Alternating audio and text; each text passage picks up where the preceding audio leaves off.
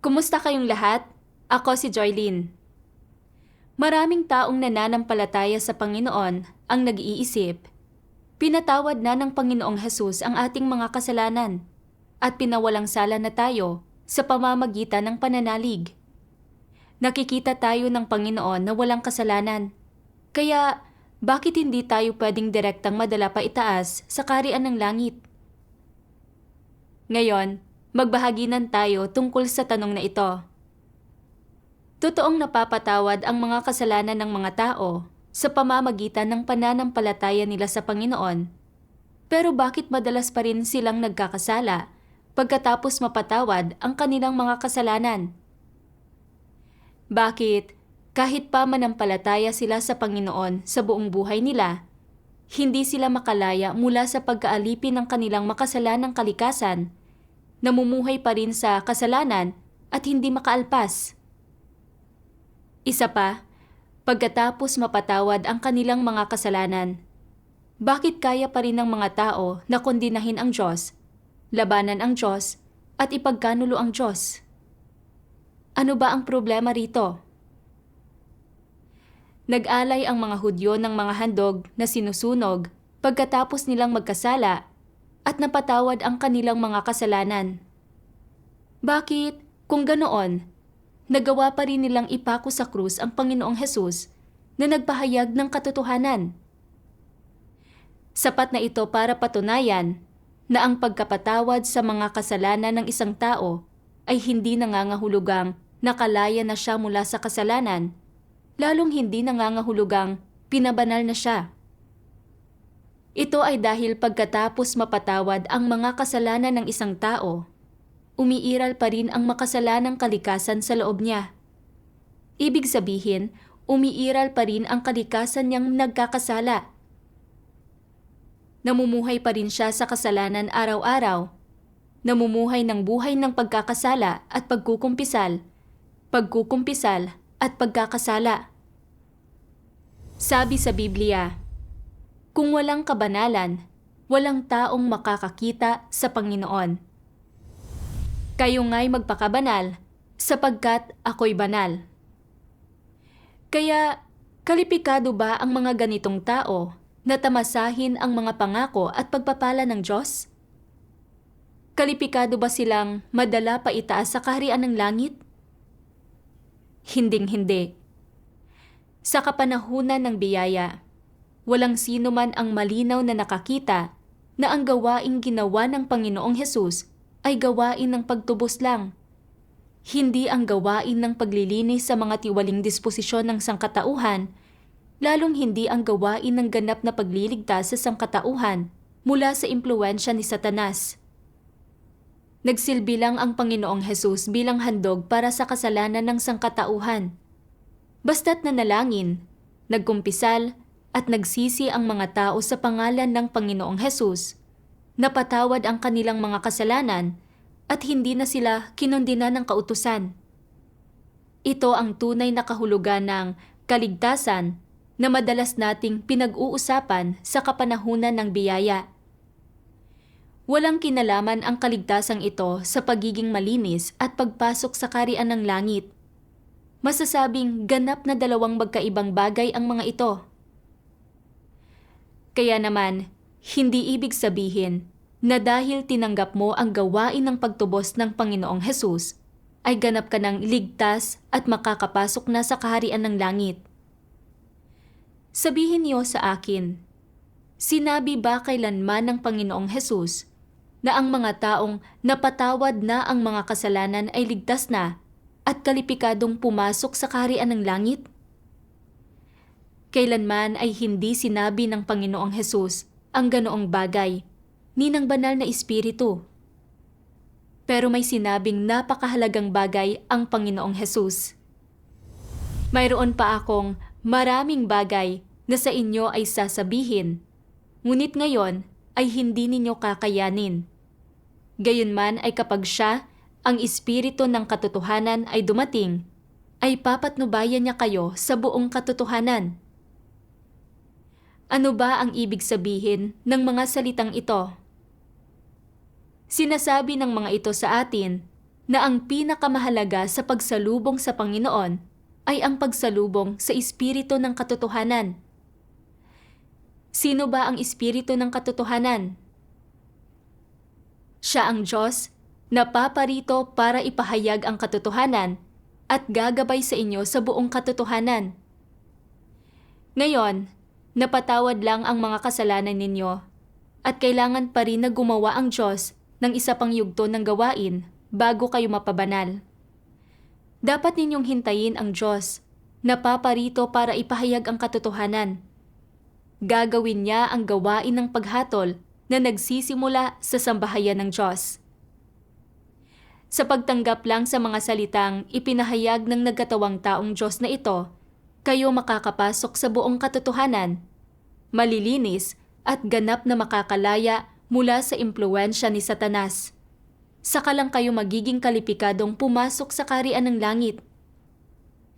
Sa propesiyang ito, sinabi lang ng Panginoong Hesus, kapag siya, ang Espiritu ng katotohanan ay dumating, ay papatnubayan niya kayo sa buong katotohanan. Anong mensahe ang ipinaparating nito? Na pagbalik ng Panginoon, ipapahayag niya ang katotohanan para gawin ang gawain ng paghatol. Iyon ay ang gawain ng paghatol na nagsisimula sa sambahayan ng Diyos. Sa pagdanas lang ng paghatol sa harap ng luklukan ni Kristo, ninyo tunay na malalaman ang katotohanan ng katiwalian ninyo at maglilinis kayo mula sa mga tiwali ninyong disposisyon. Saka lang kayo magkakaroon ng tunay na pagpapasakop sa Diyos at makakasunod sa kalooban ng Diyos. Tinutupad nito ang mga salita ng Panginoong Hesus. Gawin mo silang banal sa pamamagitan ng iyong katotohanan.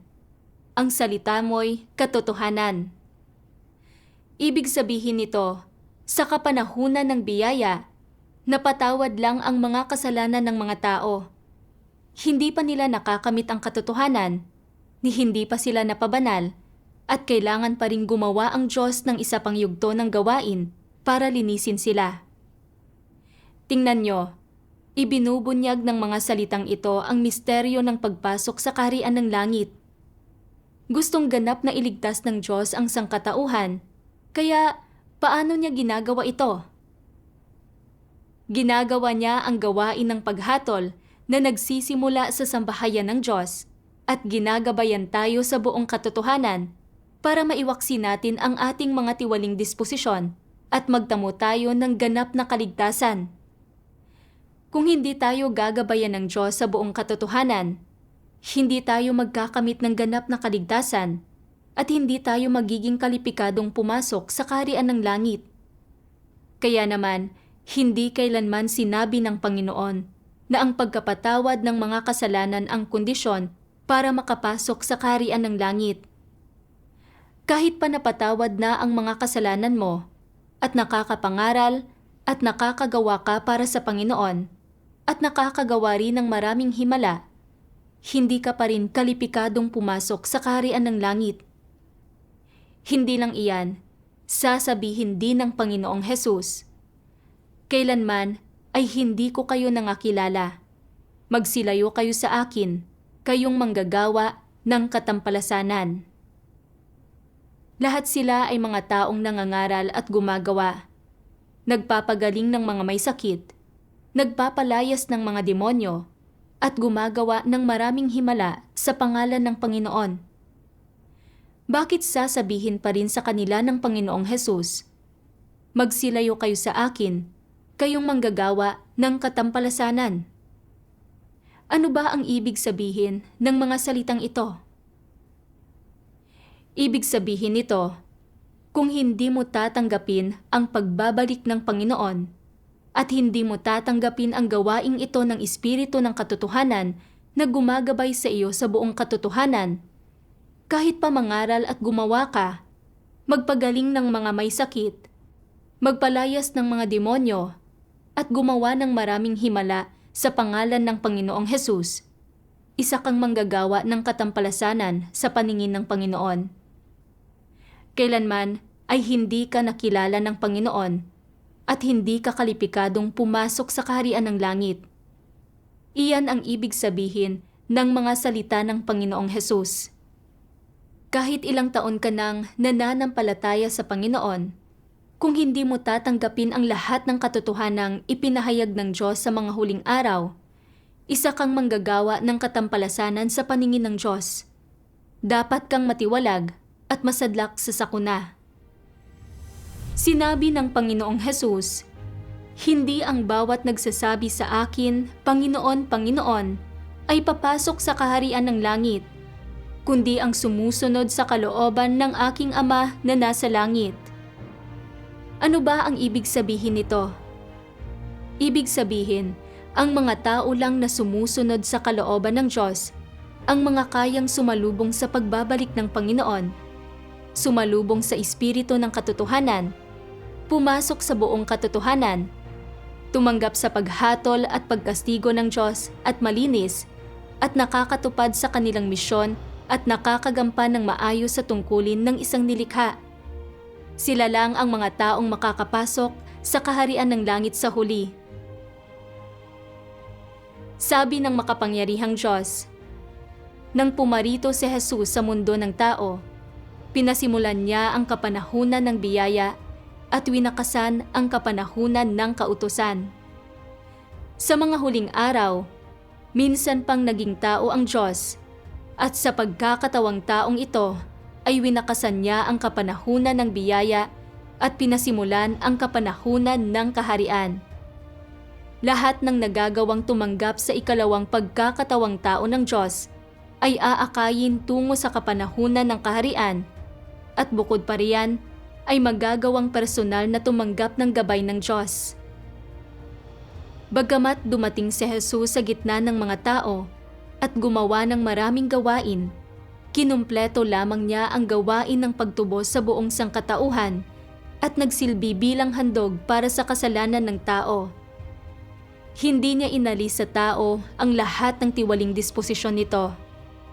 Ang ganap na pagliligtas sa tao mula sa impluwensya ni Satanas ay hindi lamang nangailangan na si Jesus ay maging handog para sa kasalanan at pasanin ang mga kasalanan ng tao, kundi kinailangan din ng Diyos na gumawa ng mas dakila pang gawain upang ganap na alisin sa tao ang disposisyon nito na ginawang tiwali ni Satanas. Kaya, pagkatapos mapatawad ang tao sa mga kasalanan nito, nagbalik ang Diyos sa katawang tao upang akayin ang tao tungo sa bagong kapanahunan at sinimulan niya ang gawain ng pagkastigo at paghatol. Ang gawaing ito ay nagdala sa tao sa isang mas mataas na antas. Lahat ng nagpapasakop sa ilalim ng kanyang kapamahalaan ay magtatamasa ng mas mataas na katotohanan at tatanggap ng mas malalaking pagpapala. Tunay silang mabubuhay sa liwanag at makakamit nila ang katotohanan, ang daan at ang buhay.